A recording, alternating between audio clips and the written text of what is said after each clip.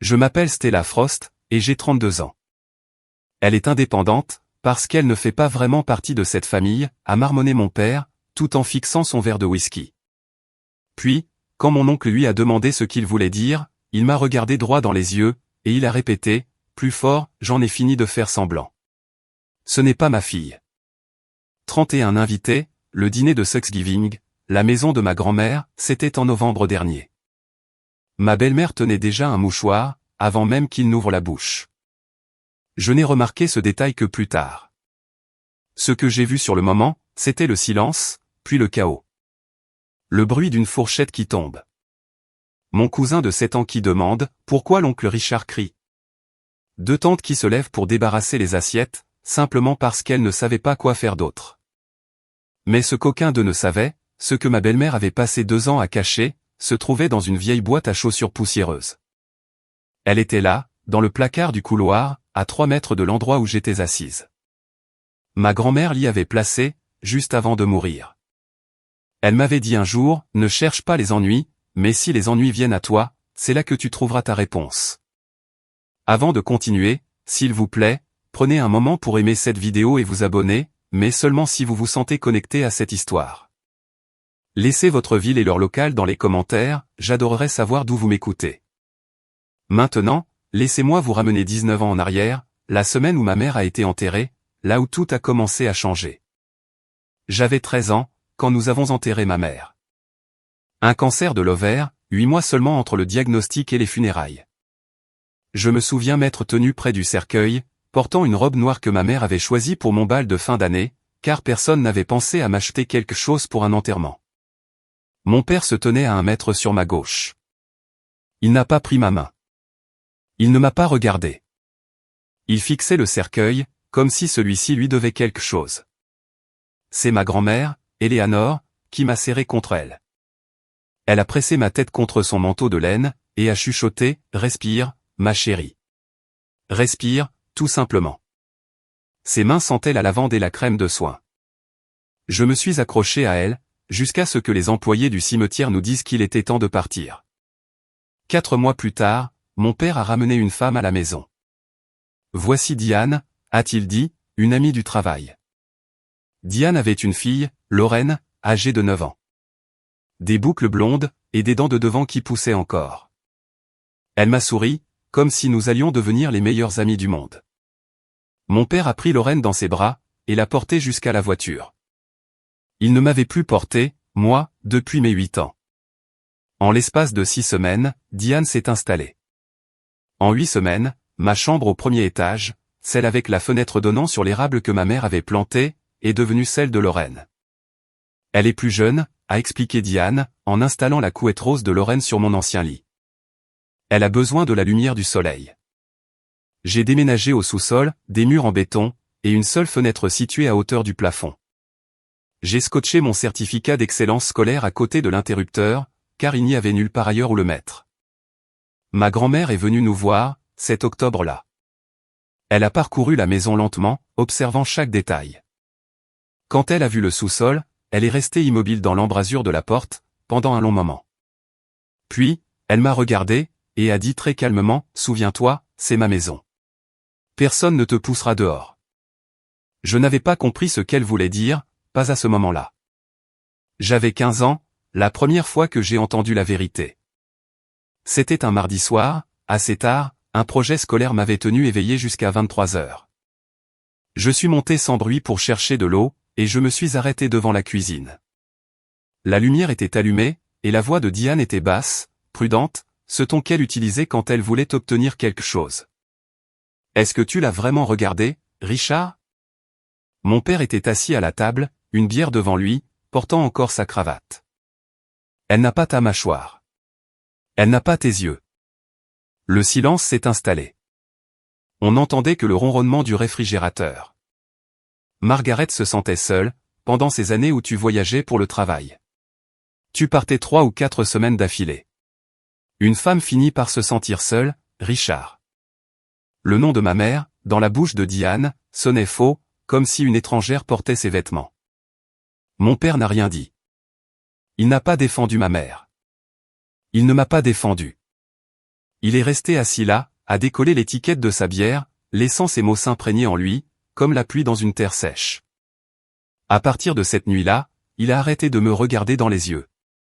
Je ne savais pas pourquoi. Je pensais avoir fait quelque chose de mal.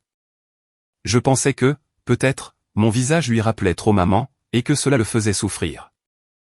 Alors, j'ai fait plus d'efforts. Je préparais le dîner 3 soirs par semaine, je maintenais des notes parfaites, je nettoyais la cuisine sans qu'on me le demande, et je me portais volontaire pour toutes les corvées. Rien n'a fonctionné. Pendant ce temps, Diane continuait de semer le doute. Jamais devant moi, jamais en face. Elle chuchotait au tente pendant les barbecues, lançait des allusions à Noël, toujours de manière indirecte et niable. Richard a tellement de mal. Il regarde Stella, et il se referme complètement. J'essaie d'aider, mais ce n'est pas ma place. Elle n'avait pas besoin de dire les mots explicitement. Elle a construit cette histoire comme on prévoit la météo, lentement, sûrement, impossible à ignorer.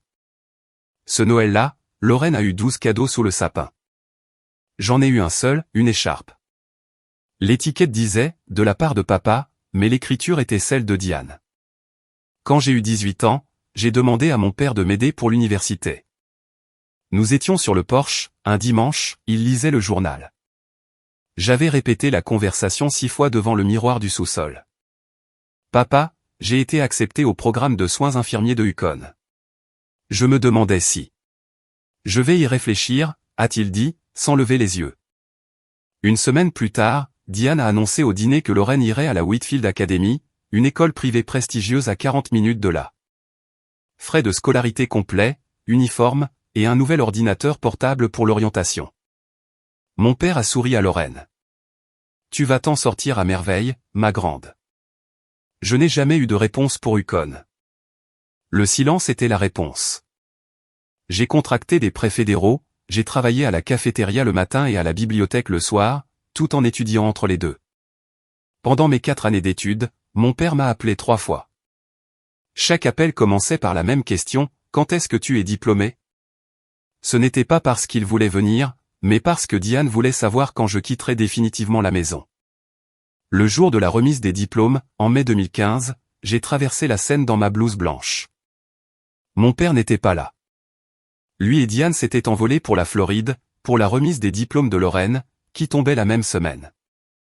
Ils ont choisi la sienne. Mais au 3e rang, pile au centre, applaudissant plus fort que n'importe qui, se tenait ma grand-mère. Après la cérémonie, elle m'a emmené déjeuner, un sandwich au fromage grillé et une soupe à la tomate, dans le restaurant où elle allait depuis 40 ans. Elle a fait glisser une petite boîte sur la table.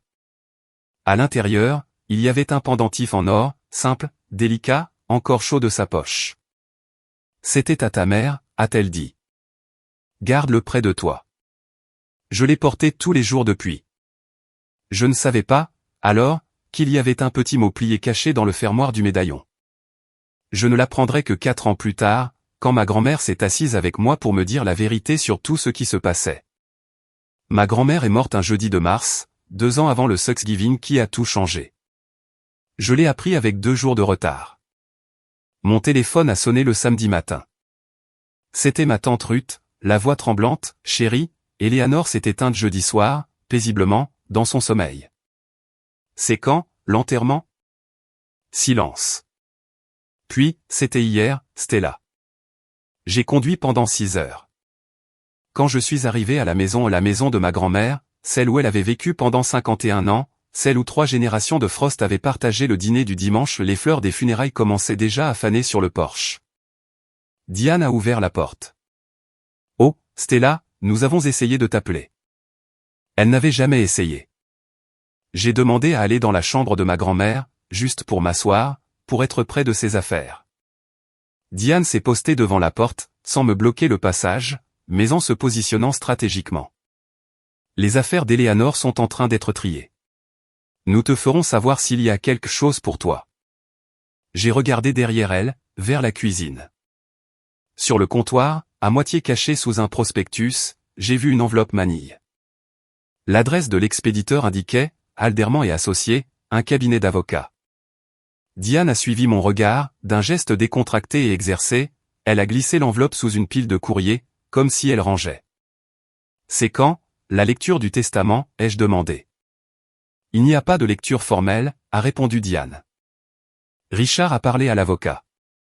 Eleanor lui a laissé la maison, c'est tout. Les membres de la famille ont défilé cette semaine-là. Personne n'a posé de questions. Richard était le fils unique, cela semblait logique. Mais en rentrant chez moi, je n'arrêtais pas d'entendre la voix de ma grand-mère, des années plus tôt, dans l'embrasure du sous-sol, c'est ma maison. Je suis passé devant le placard du couloir en sortant.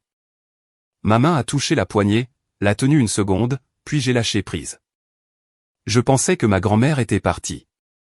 Je pensais que ce qu'elle gardait n'avait plus d'importance. J'avais tort, sur toute la ligne.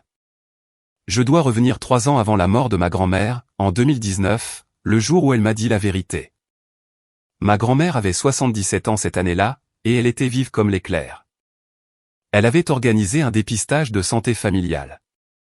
Les maladies cardiaques étaient fréquentes chez les Frost, son mari, mon grand-père, était mort d'une crise cardiaque massive à 61 ans. Elle voulait que tout le monde soit testé. Elle a réservé un samedi au cabinet du docteur Perkins. Richard est venu, je suis venu, tante Ruth a fait la route depuis Hartford, ainsi que quelques cousins. Nous avons tous donné des échantillons de sang et de salive. Richard a signé son formulaire de consentement entre 2 bouchées d'un beignet pris dans la salle d'attente. C'était routinier, sans incident. 2 semaines plus tard, ma grand-mère m'a demandé de venir chez elle, seule. Elle était assise à la table de la cuisine, 2 tasses de thé déjà servies. Elle m'a regardé comme elle le faisait toujours, comme si elle pouvait voir toutes les versions de moi, à 13 ans, à 27 ans, et à 40 ans, tout à la fois. J'ai entendu ce que Diane raconte à ton père, a-t-elle commencé. Sur ta mère, et sur toi. Mon cœur s'est serré. Ce n'est pas vrai, Stella. Rien de tout cela. Ta mère était fidèle. Elle était quelqu'un de bien. Et j'en ai la preuve. Elle m'a expliqué qu'elle avait demandé à Hartford Genomics de réaliser un test de paternité à partir des échantillons du dépistage, le mien et celui de Richard. J'avais donné mon échantillon volontairement, et elle était là, assise en face de moi, à demander mon consentement pour la comparaison. Fais-le, ai-je dit. Je n'ai pas hésité. 3 semaines plus tard, le résultat est tombé. Probabilité de paternité, 99,998%. Ma grand-mère a scellé le résultat dans une enveloppe, accompagnée d'une lettre qu'elle avait déjà écrite. Elle a mis le tout dans une boîte à chaussures bleue, avec la photocopie d'un document que je ne comprenais pas encore tout à fait. Elle m'a montré où elle la cachait, derrière ses vieilles chaussures, dans le placard du couloir. Ne cherche pas les ennuis, a-t-elle répété. Mais si les ennuis viennent à toi, c'est là que tu trouveras ta réponse. Elle voulait confronter Diane elle-même. Elle avait un plan, mais elle voulait attendre le bon moment. Si nous y allons maintenant, Diane va manipuler la vérité. Elle obligera ton père à choisir. Et pour l'instant, il la choisira, elle. Ma grand-mère est morte avant que le bon moment n'arrive. Et j'ai tenu ma promesse, je n'ai pas ouvert la boîte. Je priais pour ne jamais avoir à le faire.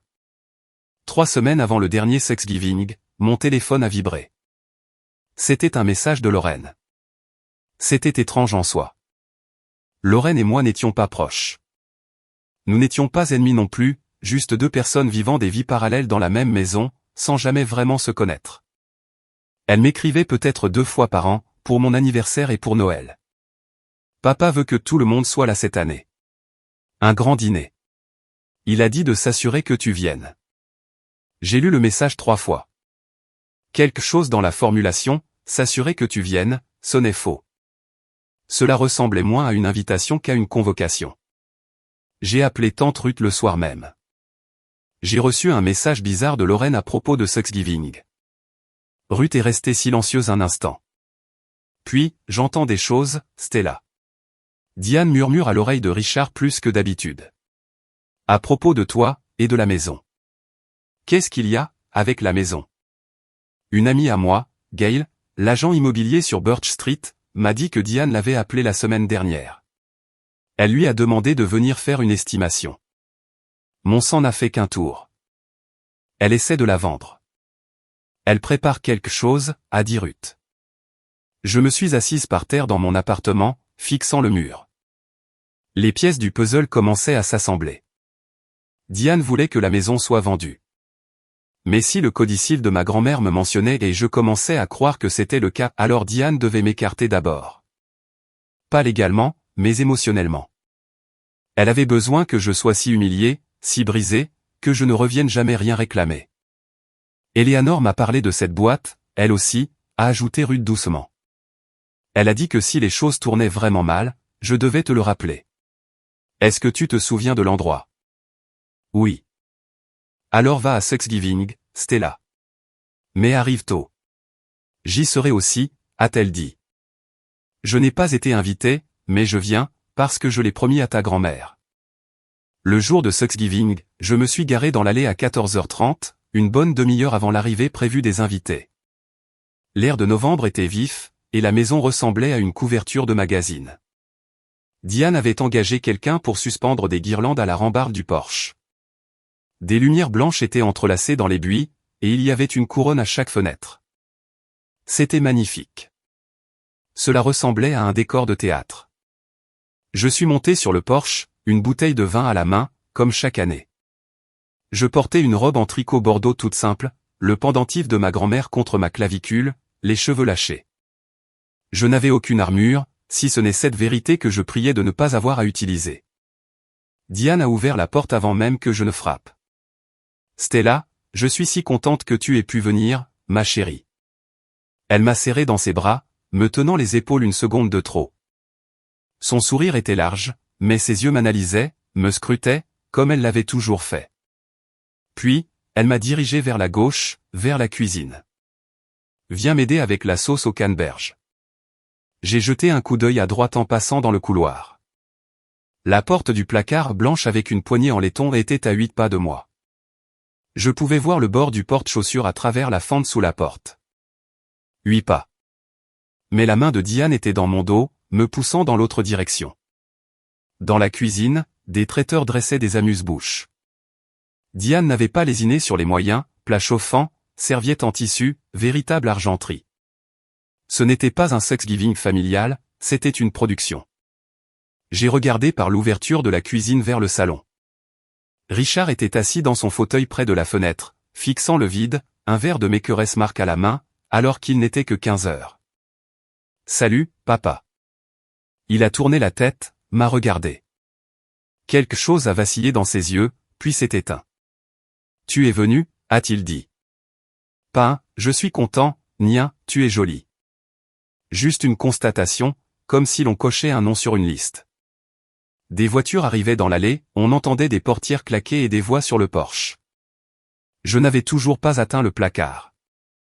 À 15h15, la maison se remplissait, des cousins que je n'avais pas vus depuis un an, les partenaires de golf de Richard, les amis du club de lecture de Diane, et 2 femmes que je ne connaissais pas, toutes deux trop habillées, riant trop fort à chaque mot de Diane. J'ai attendu. À 15h20, Diane était en pleine discussion avec le traiteur à propos d'une saucière. Lorraine était dans la salle à manger, ajustant les marque-places. Richard n'avait pas bougé de son fauteuil. J'ai essuyé mes mains sur un torchon. Je vais aux toilettes, ai-je lancé à personne en particulier. Le couloir était vide.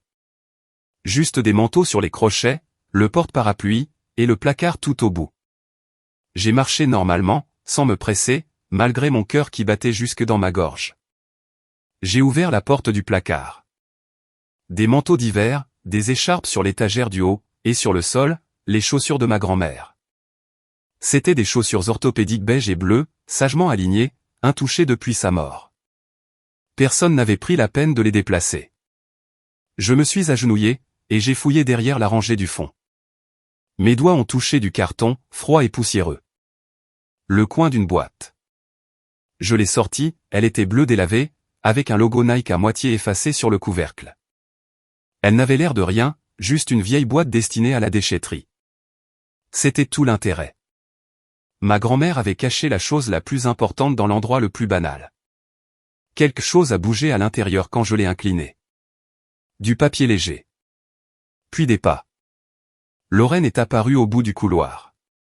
Oh, salut Stella. Tout va bien?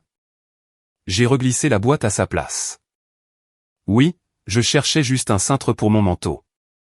Elle a hoché la tête, et est passée. J'ai compté jusqu'à 10, puis j'ai ressorti la boîte. Cette fois, je ne l'ai pas remise. Je l'ai glissée derrière le vieux manteau d'hiver de ma grand-mère, le long manteau de laine qui pendait encore au dernier crochet, et qui portait toujours un soupçon de son parfum à la lavande. J'ai refermé la porte, et je suis retourné à la cuisine. Diane m'a regardé depuis la cuisinière. Tu es resté longtemps. Il y avait de l'attente pour les toilettes. Elle m'a observé une seconde, puis s'est détournée vers la dinde. Mon cœur martelait ma poitrine, mais la boîte était en sécurité, et je priais de toutes mes forces pour ne pas avoir à l'ouvrir. À 16 heures, Diane a appelé tout le monde à table, et j'ai vu ce qu'elle avait fait. Les marque-places annonçaient clairement la hiérarchie, du papier cartonné crème, avec de petites feuilles dorées pressées dans les coins. Elle avait dû passer des heures à les faire, ou payer quelqu'un pour. Richard était en bout de table, Diane à sa droite, Lorraine à sa gauche sur le siège qui, du temps de ma grand-mère, appartenait toujours à l'enfant aîné. J'ai trouvé mon nom tout au bout, coincé entre le petit cousin Oliver, 7 ans, et une femme nommée Brenda, qui s'est avérée être la prof de pilates de Diane. 32 couverts. Ce n'était pas un dîner de famille, c'était un tribunal, et le jury était déjà en place. Tante Ruth est arrivée à 16h05. J'ai entendu la porte d'entrée s'ouvrir, et la voix de Diane devenir tranchante pendant une fraction de seconde, avant de reprendre son ton d'hôtesse. Ruth, quelle surprise! Je n'en doute pas, a répondu Ruth. Elle était déjà en train de prendre une chaise près du placard et de se faufiler entre deux cousins, vers le milieu de la table. Personne n'a protesté.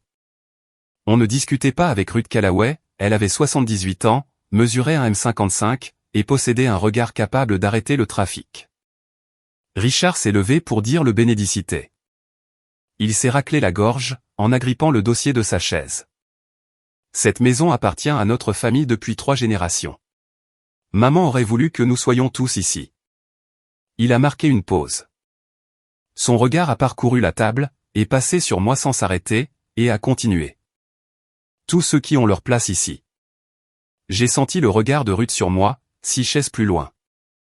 Sous la table, la main de Diane a glissé sur l'avant-bras de Richard, une petite pression, un signe de tête si léger qu'on l'aurait manqué sans y prêter attention. Mais j'observais. Richard a pris son verre, son 4e whisky. Il n'était même pas 16h30. Le pasteur Thompson, assis à la droite de Diane en tant qu'invité spécial, a joint les mains et incliné la tête. Tout le monde l'a imité. Pas moi. Je fixais la porte du placard dans le couloir. La dinde a été découpée. Les assiettes étaient pleines. Le brouhaha de 32 personnes en train de manger et de discuter s'est installé, comme un brouillard chaleureux. Pendant 45 minutes, rien ne s'est passé. Diane a raconté une longue histoire sur la promotion de Lorraine, directrice régionale à 23 ans, la plus jeune de l'histoire de son entreprise. Tout le monde a applaudi. Richard rayonnait. Puis, la femme de quelqu'un, Carole, je crois, mariée au cousin d'Énile, s'est tournée vers moi. Et toi, Stella? Comment ça se passe à l'hôpital? Avant que je ne puisse répondre, Diane s'est immiscée, d'un ton doucereux. Oh, Stella est très secrète. Elle a toujours été indépendante. Elle a prononcé ce mot comme s'il signifiait autre chose. Je vais bien, merci, ai-je répondu. Les urgences m'occupent beaucoup. La conversation a continué pendant environ 3 minutes. L'oncle Gary, après 2 bières, a regardé mon père. Richard, ça va? Tu as l'air d'avoir quelque chose en tête. Mon père fixait son assiette. Ça va. Diane a posé sa main sur son bras. Elle s'est penchée vers lui, mais son murmure a résonné, comme les chuchotements le font dans les pièces calmes, parfaitement audibles pour quiconque tendait l'oreille. C'est bon, chérie. Tu n'as pas apporté ça tout seul, ce soir. J'ai senti mon dos se raidir. Ruth a posé sa fourchette. Laisse cet homme manger en paix. Diane a regardé Ruth comme un chat regarde une porte fermée. Ruth, c'est une affaire de famille. Je fais partie de la famille. 3 secondes de silence ont suivi, le genre de silence où tout le monde se met soudain à s'intéresser de très près à sa purée de pommes de terre. Puis, Richard a pris son verre de whisky, et l'a vidé d'un trait. Il l'a reposé brutalement, le bruit a transpercé l'ambiance comme un coup de feu. Toutes les têtes se sont tournées. Il a repoussé sa chaise, et s'est levé. Mon père se tenait en bout de table, les deux mains à plat sur le bois, comme un homme qui essaie de ne pas s'écrouler. La femme de quelqu'un a dit, « Richard, assieds-toi. Prends un morceau de tarte. » Il n'est pas resté assis. « Je porte quelque chose depuis longtemps, » a-t-il commencé. Sa voix était épaisse, instable, un mélange de whisky et de 18 ans passés avec la voix de Diane dans l'oreille. Elle est indépendante, parce qu'elle ne fait pas vraiment partie de cette famille. Les mots ont claqué comme une gifle. Carole a arrêté de mâcher. Denny a posé sa fourchette. Oncle Gary, de quoi est-ce que tu parles, Rich? Mon père m'a regardé, droit dans les yeux. Et je l'ai vu à un éclair pendant une fraction de seconde, le père dont je me souvenais autrefois, celui qui me portait sur ses épaules dans le verger de pommiers. Ses yeux étaient humides, sa mâchoire contractée, et je voyais bien qu'il savait, au fond de lui, que ce qu'il s'apprêtait à dire était mal. Il l'a dit quand même. J'en ai fini de faire semblant. Ce n'est pas ma fille. Margaret n'était pas fidèle. Je le sais depuis des années. Le choc a été total. Une fourchette a heurté une assiette. Oliver, assis juste à côté de moi, a tiré sur la manche de sa mère. Pourquoi l'oncle Richard crie? Deux de mes tantes se sont levées en même temps, et ont commencé à débarrasser les assiettes, pas parce qu'il était temps, mais parce qu'elles ne savaient pas quoi faire d'autre de leurs mains. Quelqu'un, au bout de la table, je n'ai pas vu qui, a sorti son téléphone et l'a tenu discrètement, en train d'enregistrer ou d'envoyer un message. L'oncle Gary a repoussé sa chaise, et est sorti sur le porche sans dire un mot. Diane a pressé un mouchoir contre son œil, et j'ai réalisé alors, en recollant les morceaux, qu'elle tenait déjà ce mouchoir avant même que mon père ne se lève. Elle l'avait eu en main tout au long du repas. Je suis resté figé pendant 10, peut-être 15 secondes, le plus long silence de ma vie. Mes mains tremblaient sur mes genoux. Mes yeux me brûlaient. Toute la salle me regardait, attendant que je pleure, que je hurle ou que je m'enfuis. C'est alors que je l'ai senti, le pendentif, le collier de ma grand-mère, chaud contre ma poitrine. J'ai posé ma serviette sur la table. J'ai repoussé ma chaise. Les pieds ont grincé sur le parquet, et dans ce silence, le son ressemblait à une porte qui s'ouvre. Je me suis levé.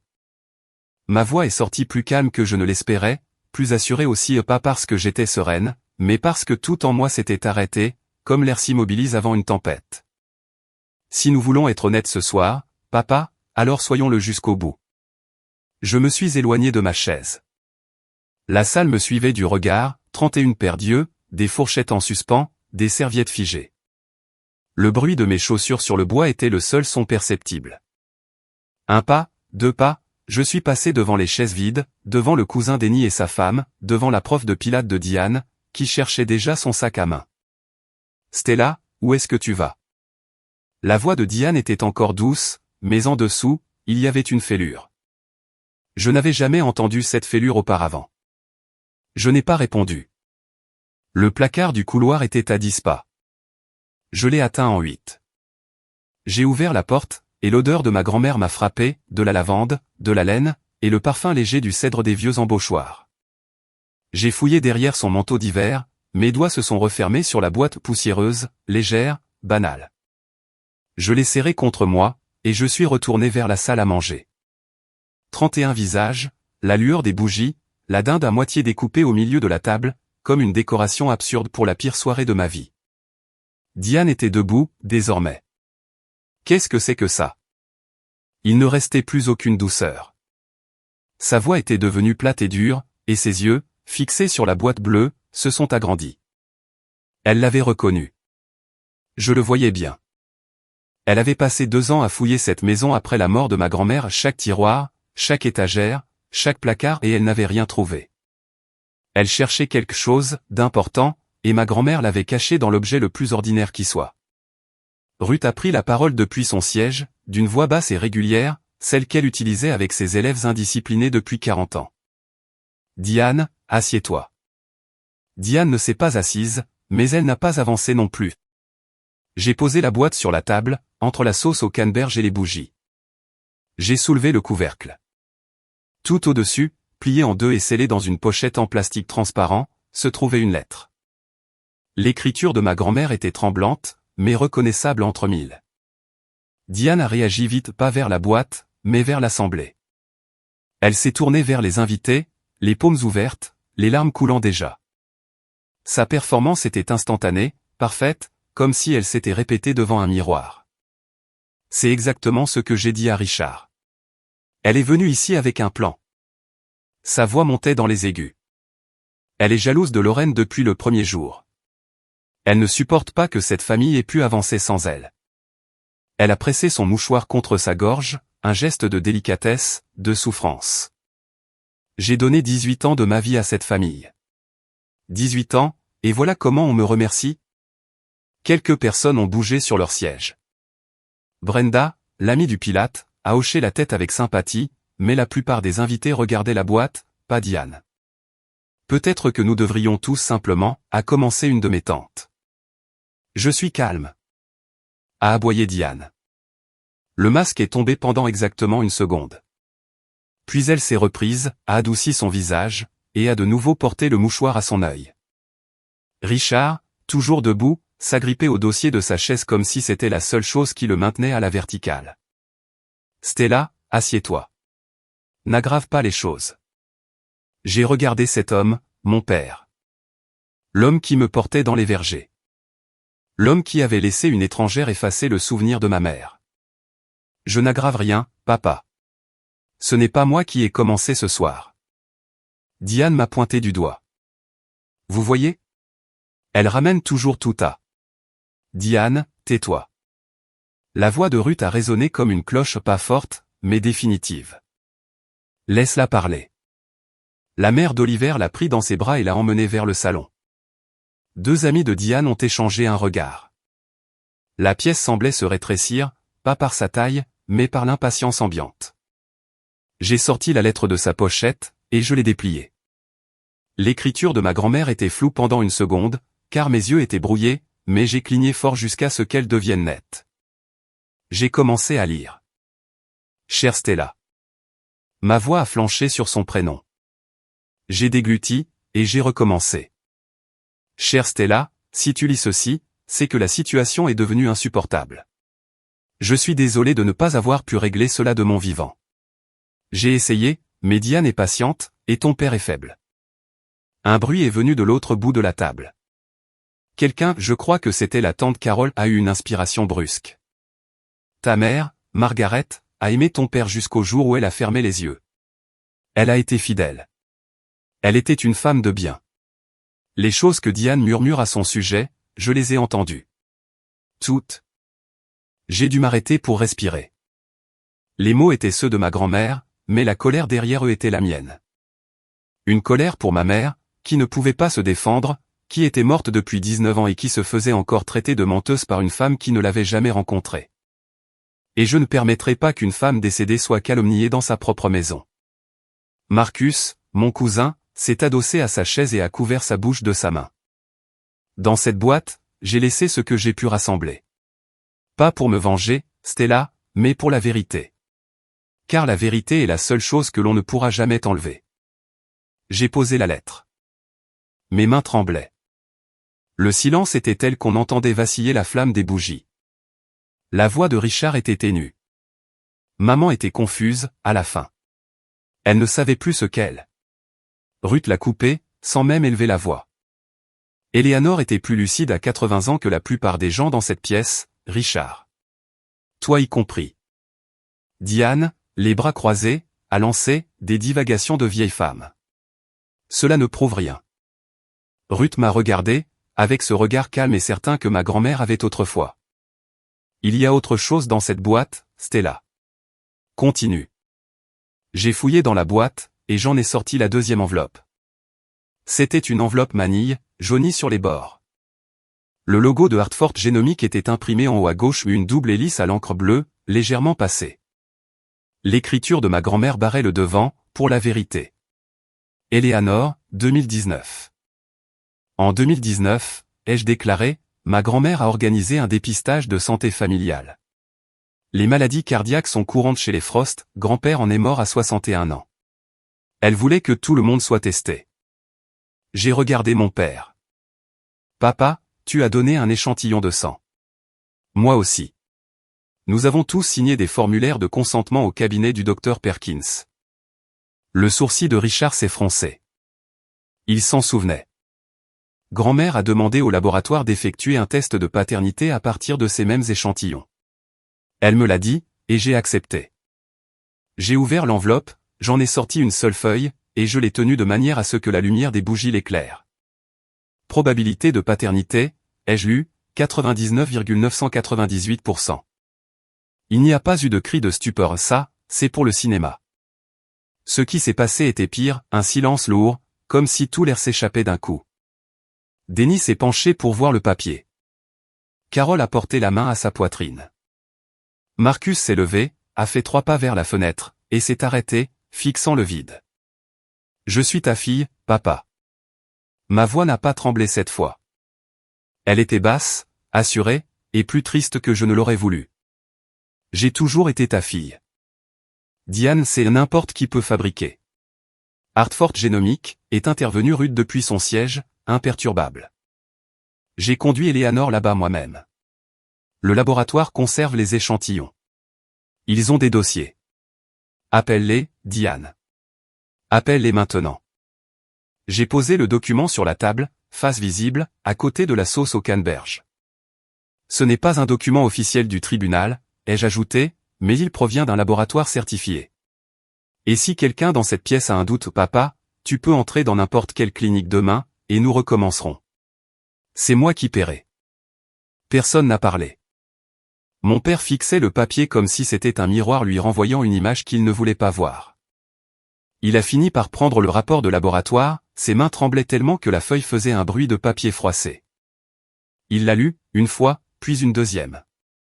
Ensuite, il a posé le regard sur Diane pas comme un mari regarde sa femme, mais comme un homme regarde une porte verrouillée qu'il vient de réaliser avoir construite lui-même. Tu m'as dit. Sa voix n'était plus qu'un murmure. Tu m'as dit qu'elle n'était pas de moi. Diane a redressé le menton. Richard, je le croyais sincèrement. Margaret était. Margaret était ma femme. Le cri a jailli de lui comme quelque chose qu'on arrache. 2 des tantes sont restées pétrifiées dans l'entrée de la cuisine, les plats à la main. Et Stella est ma fille. Et je viens. Devant tout le monde, j'ai. Il s'est assis pas par choix, ses jambes l'ont simplement lâché. Il a pris sa tête entre ses mains. Ses épaules ont commencé à tressauter. Je me tenais à 2 mètres de lui, assez près pour le toucher. Tous les instincts que j'avais développés pendant 18 ans, sois sage, sois patiente, va vers lui, simplifie-lui les choses, m'attiraient vers lui comme un courant. Mes pieds voulaient bouger, mes bras voulaient le serrer. Mais je n'ai pas bougé. Pour la première fois de ma vie, je me suis choisi, moi, d'abord. On a entendu le bruit de la chaise de Lorraine. Elle s'est levée sans regarder personne, s'est dirigée vers la porte d'entrée, et a disparu sur le porche. La porte s'est refermée derrière elle avec un clic définitif. Diane était encore debout, essayant de sauver les apparences. Richard, elle te manipule. Stop. Un seul mot. Mon père l'a prononcé sans lever la tête de ses mains. Un seul mot adressé à la femme qu'il avait préférée à moi pendant 18 ans. Mais en restant dans cette salle à manger, à le voir s'effondrer, je n'ai pas ressenti de victoire.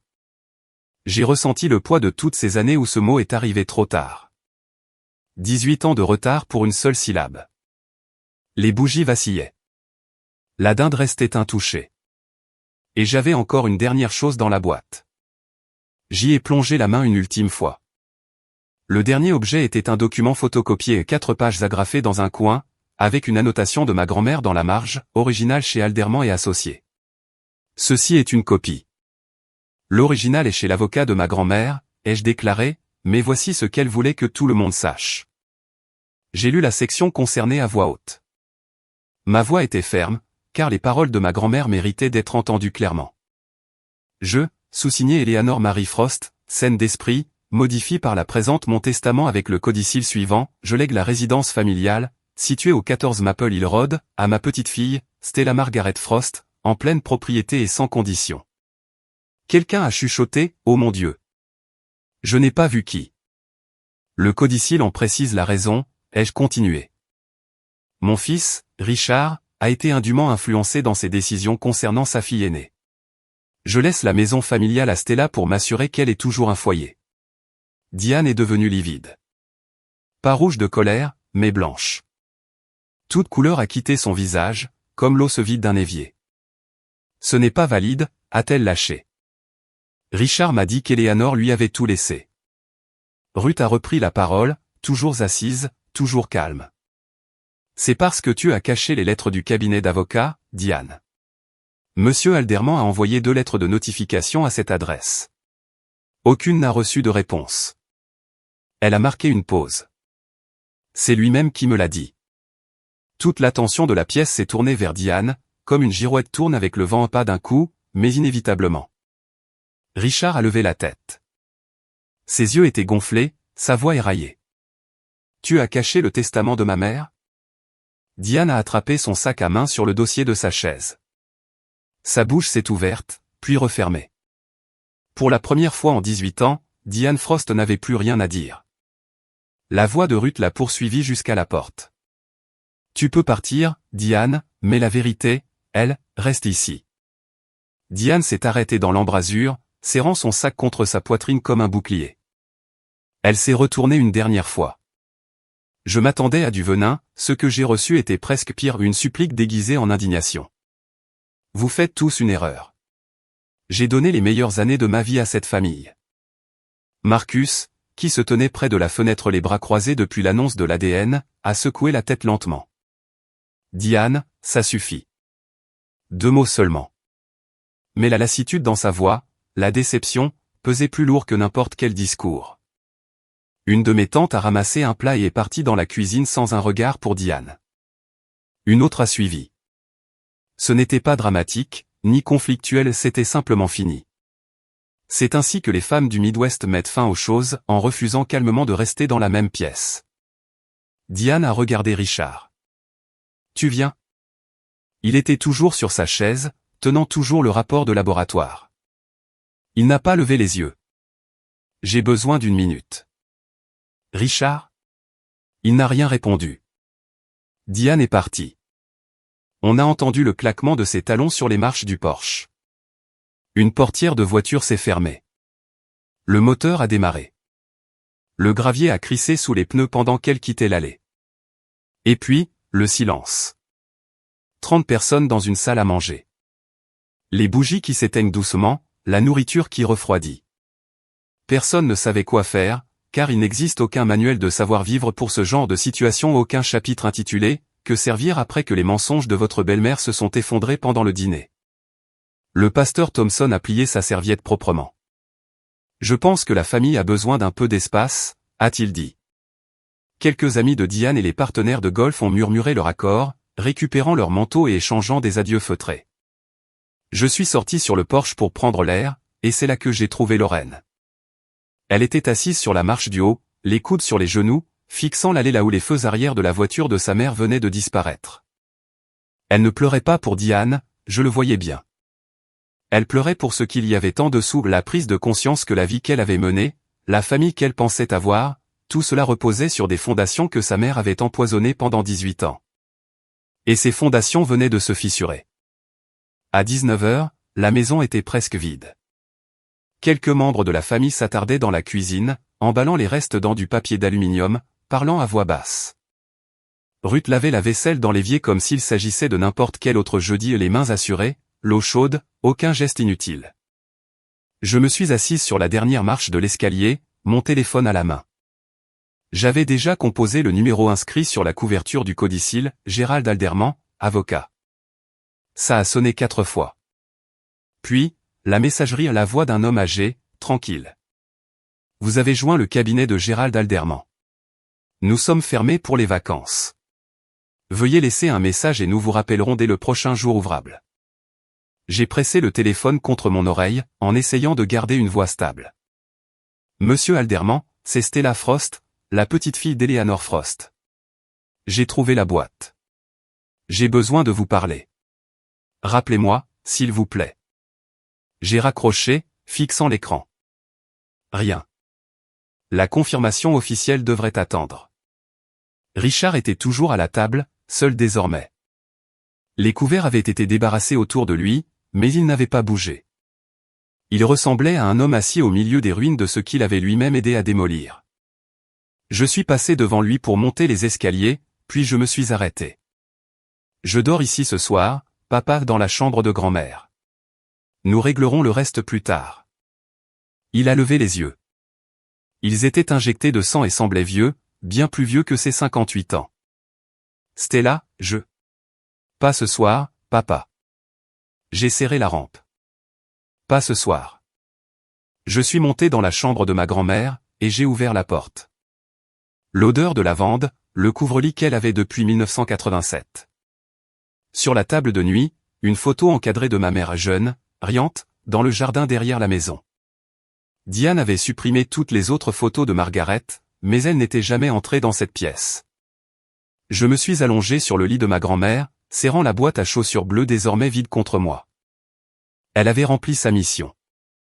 Mais je n'ai pas dormi pas à cause du silence, mais à cause de la question qui tournait dans ma tête, comme un oiseau qui refuse de se poser, pourquoi a-t-il fallu 18 ans et un morceau de papier pour que mon père daigne enfin me regarder? Mon téléphone a sonné le lendemain matin, à 8h14. J'étais déjà réveillé, je n'avais pas vraiment dormi. La chambre était froide et grise, comme le sont les matins de novembre en Nouvelle-Angleterre. J'ai décroché à la deuxième sonnerie. Mademoiselle Frost, ici Gérald Alderman. J'ai reçu votre message. Sa voix était chaleureuse et posée, la voix d'un homme qui pratiquait le droit depuis 40 ans et n'avait jamais pressé une seule de ses phrases. J'attendais cet appel, a-t-il ajouté. Pas forcément aujourd'hui, mais je savais qu'il viendrait. Votre grand-mère m'avait dit que vous appelleriez. Je me suis redressé sur le lit, ramenant la couverture sur mes épaules. Est-ce que c'est vrai? Le codicille? Est-il valide? Il l'est. Eleanor l'a signé dans mon bureau le 14 septembre 2020. 2 témoins des membres de mon équipe, sans aucun lien avec la famille, l'ont authentifié. Elle a également signé une déclaration de capacité, et j'ai personnellement attesté de sa pleine lucidité au moment de la signature. Il a marqué une pause. J'ai envoyé 2 notifications à la maison après son décès. Aucune n'est revenue, mais personne n'a accusé réception. Je soupçonnais une intervention, mais je n'en avais pas la preuve jusqu'ici. Diane les a interceptés, ai-je dit. C'est tout à fait cohérent avec mes soupçons, et c'est un élément que le tribunal des successions prendra très au sérieux. J'ai expiré longuement. L'air a quitté mes poumons comme si quelque chose se dénouait en moi. Qu'est-ce que je fais, maintenant? Venez à mon bureau lundi. Nous lancerons la procédure de transfert de propriété. Cela peut prendre quelques semaines, peut-être 2 mois, mais le dossier est solide, Stella. Votre grand-mère a veillé à ce que tout soit inattaquable.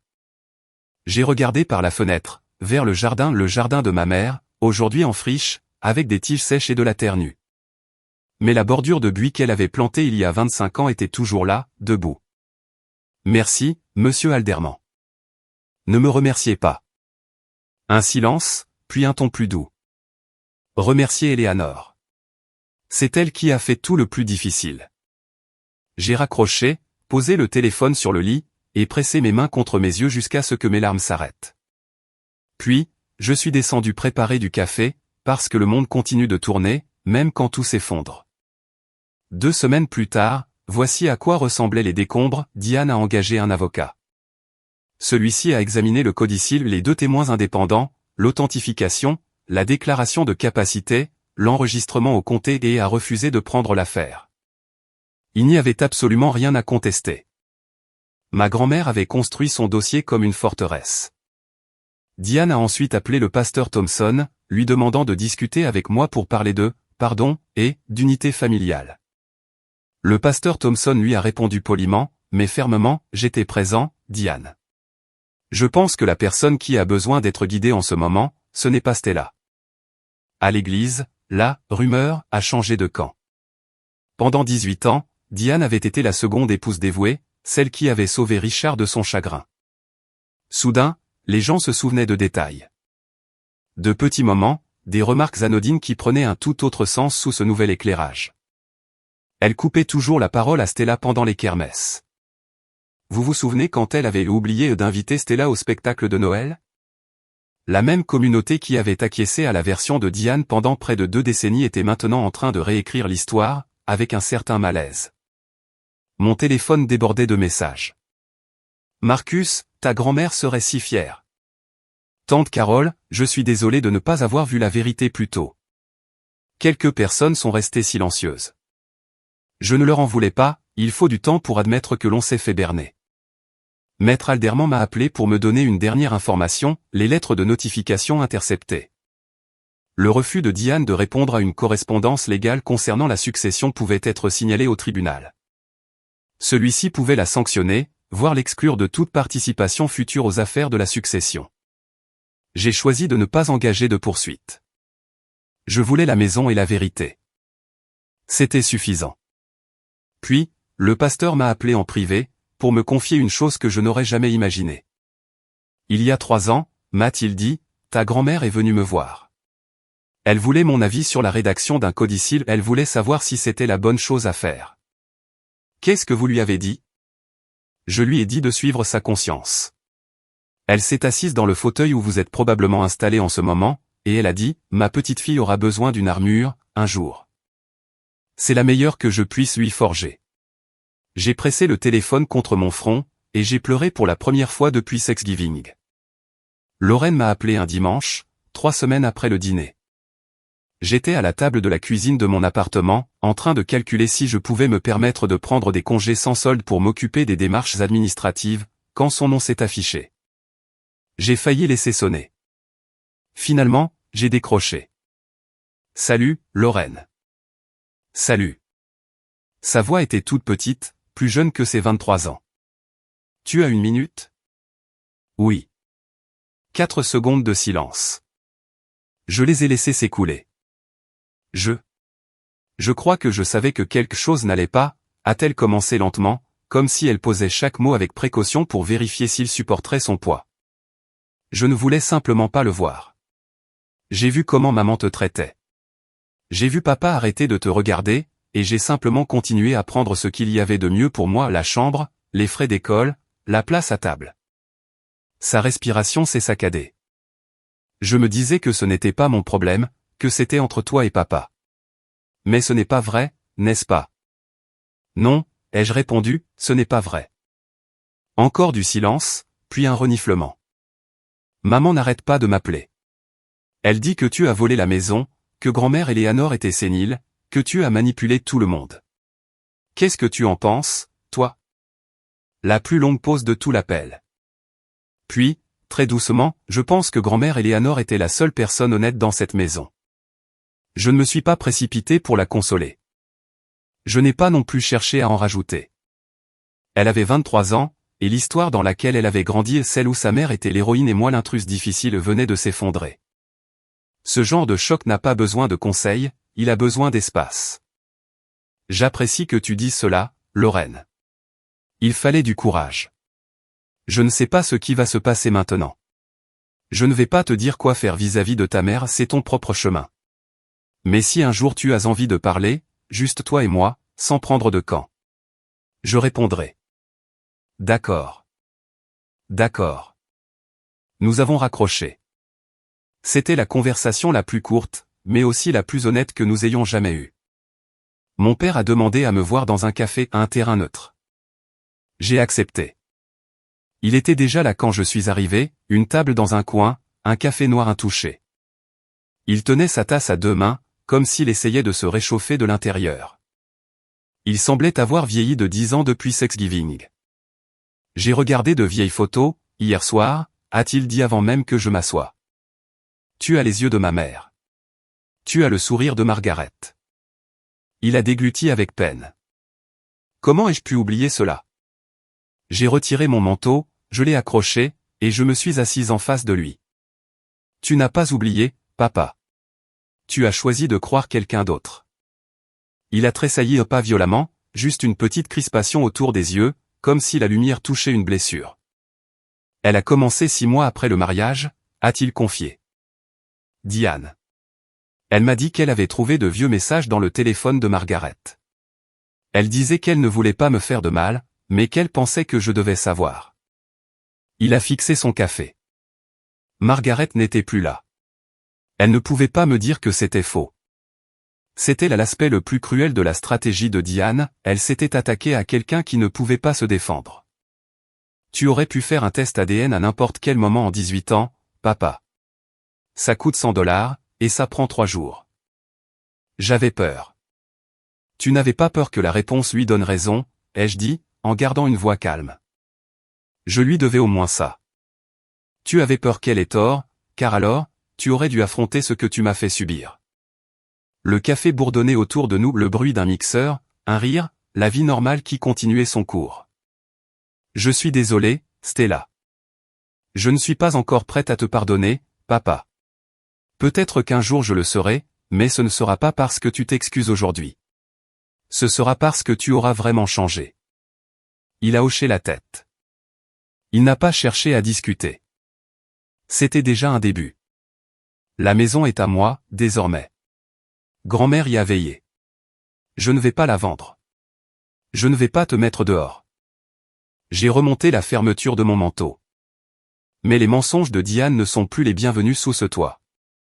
Et si tu veux faire partie de ma vie, tu vas devoir le mériter. À partir de maintenant. J'ai laissé l'argent pour les 2 cafés sur la table, et je me suis dirigé vers la porte. Je ne me suis pas retourné pas par cruauté, mais par pur instinct de survie. Car si je m'étais retourné et que je l'avais vu pleurer, je me serais peut-être rassise, et nous aurions recommencé le même cycle. Et j'en avais fini avec ce cycle. Un mois après Thanksgiving, les papiers du notaire avançaient bien. Maître Alderman disait que tout était simple. Encore quelques semaines, peut-être 2 mois, et le transfert de titre serait définitif.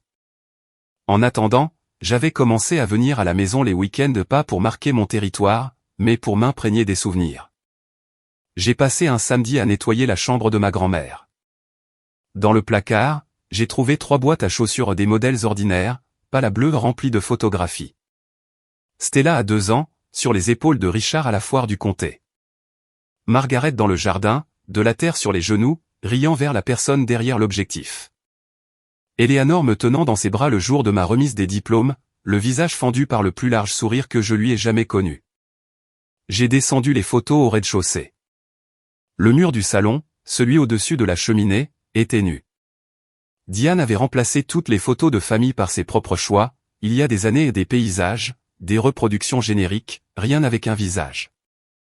J'ai accroché la photo de Margaret en premier, pile au centre. Ma mère, à 30 ans, debout dans le jardin, le soleil dans les cheveux. Puis celle d'Eleanor à ses côtés. 2 femmes qui m'ont aimé quand le monde rendait cela difficile. J'ai appelé Ruth depuis la cuisine. Merci, tante Ruth, d'avoir tenu ta promesse. Oh, arrête un peu. Sa voix s'est brisée malgré elle. Elle serait si fière de toi, ma chérie. Tu ne t'es pas seulement battue pour toi, tu t'es battue pour Margaret aussi. Richard était toujours dans la maison, il dormait au rez-de-chaussée, c'était ma condition. Diane ne doit plus jamais mettre les pieds ici. Il avait accepté sans discuter. Il avait commencé à voir un thérapeute, sur les conseils du pasteur Thompson. Est-ce que cela changerait quelque chose? Je n'en savais rien. C'était son propre chemin. Je me suis assise sur le porche ce soir-là, dans le froid de décembre, avec un thé brûlant, ce même porche où ma grand-mère s'était assise pendant 51 ans. Dans le tiroir de sa table de nuit, j'avais trouvé un dernier petit papier. Ce n'était pas un document légal, ni une preuve, juste un mot de sa main. Stella, la maison n'est que du bois et des murs.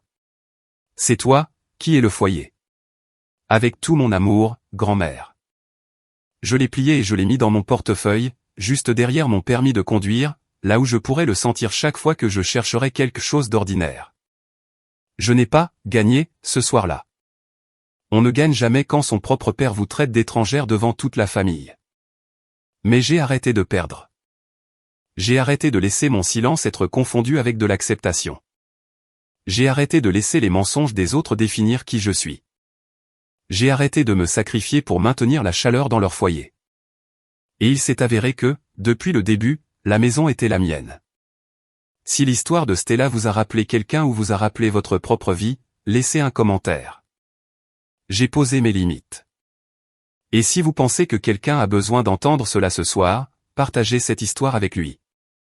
Il y a une autre histoire qui vous attend dans la description, celle d'une mère qui s'est présentée au mariage de sa fille avec une vérité que personne n'attendait.